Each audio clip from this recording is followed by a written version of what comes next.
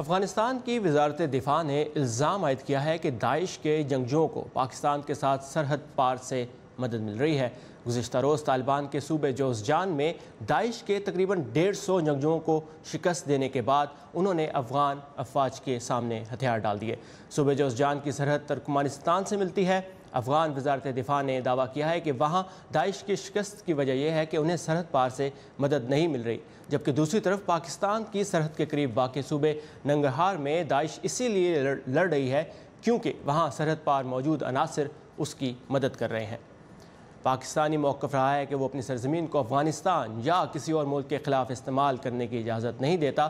داعش کے خلاف افغانستان میں لڑائی کے بارے میں مزید بات کرنے کے لیے ہمارے ساتھ ہیں افغان امور کے ماہر، سینئر صحافی اور تجزیہ کار جناب رحیم اللہ یوسف زئی صاحب۔ رحیم اللہ صاحب، ویلکم ٹو ویو 360۔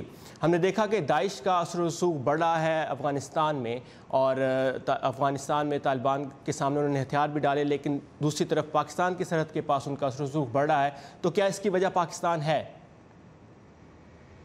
دیکھیں، یہ تو الزام تراشی پہلے بھی ہوئی ہے، اور پاکستان کی اگر بات سنیں تو پاکستان تو یہ الزام لگاتا رہا ہے کہ داعش کو اس لیے افغانستان میں جگہ ملی ہے کہ وہاں پر امریکہ یا افغان حکومت کے کچھ عناصر اس کی حمایت کر رہے ہیں۔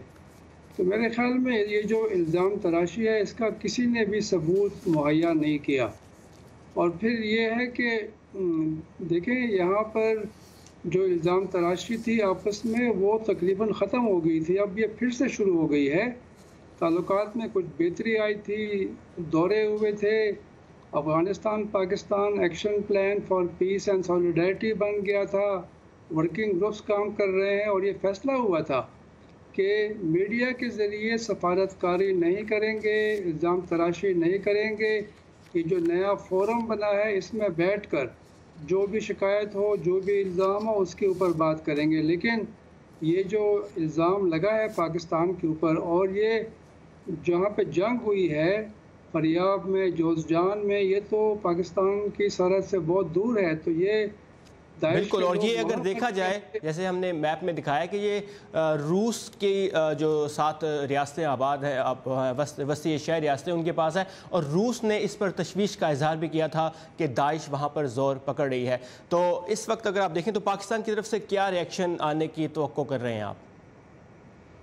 فی الحال تو کوئی رسمی ریئیکشن نہیں آیا، لیکن ممکن ہے پاکستان اس کی تردید کرے، اور پاکستان کا جو پرانا موقف ہے اسی کو ظاہر ہے اپنایا جائے گا کہ داعش کے خلاف جو ہے مل کر جنگ کرنی چاہیے۔ داعش سب کے لیے خطرہ ہے، پاکستان کے لیے بھی داعش خطرہ ہے۔ یہاں پہ ان کی کوئی منظم موجودگی نہیں ہے، لیکن کئی ایسے دہشت گردی کے حملے ہوئے ہیں، اس کی ذمہ داری داعش نے قبول کی ہے۔ افغانستان میں تو یہ 2 جو ضلع تھے فریاب میں، جوزجان میں، ایک درزاب تھا اور ایک اور ضلع تھا، وہ تو داعش کے قبضے میں آ گئے تھے شمالی افغانستان میں۔ جی بالکل، اگر ہم ڈسٹرکٹس کی بات کریں تو افغانستان کی 460 ڈسٹرکٹس میں سے 229 افغان حکومت کے پاس ہیں، اور پھر طالبان 59 میں اپنا ہولڈ رکھتے ہیں، لیکن 119 ڈسٹرکٹس جو ہیں وہ اب بھی ڈسپیوٹڈ ہیں، کنٹسٹڈ ہیں۔ افغان فوج اور طالبان ایک دوسرے کے خلاف وہاں لڑ رہے ہیں، لیکن داعش کے خلاف جو کل کارروائی ہوئی اس سے لگتا ہے کہ دونوں ایک دوسرے کی مدد بھی کر رہے ہیں۔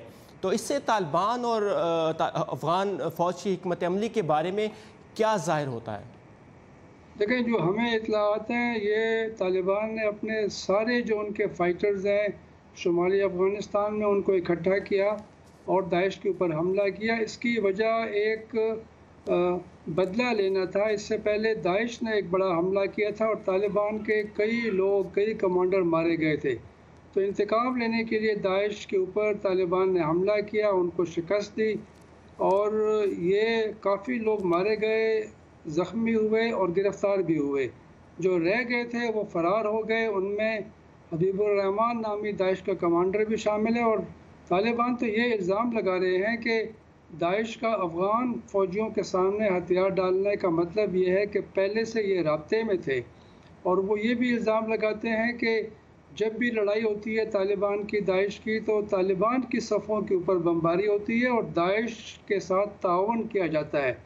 خیر، یہ تو الزامات ہیں، لیکن میرے خیال میں ابھی یہ جو दाइश को शिकस्त हुई है, उसके कदम उखड़ गए हैं शुमाली अफगानिस्तान में, ये मेरे ख्याल में सबके लिए कामयाबी है। तो इससे तालिबान के क्या लिए ये भी जाहिर होता है कि अच्छा, तालिबान के लिए कामयाबी की आपने बात की, तालिबान अमेरिका से डायरेक्ट बात भी करना चाहते हैं और अमेरिका ने अपनी पॉलिसी के मुताबिक इस वक्त ये अंदेशा दिया है कि वो ऐसे इलाकों से अपनी फ़ौज को पीछे हटा लेगा जहाँ पर आबादी कम है।